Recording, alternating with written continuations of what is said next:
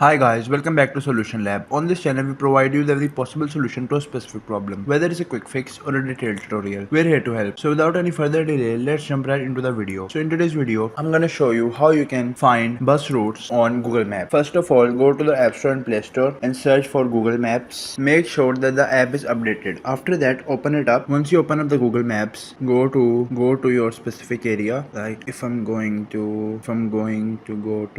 have to go to there, go to directions from this, and once you do that, what you can do now is at the top you should find these options. Click on the bus and this will show you the time of bus. You can also go for click on bus from here, preferences modes, so that you can get any of the bus. You can also set up your departure time from here, and that is how you can easily see that if there are any bus routes in the area. I hope this tutorial was helpful. If it was, please give it a thumbs up and consider subscribing to Solution Lab for more helpful tutorials. If you have any queries, leave them in the comments below. Till then, take care. See you next time.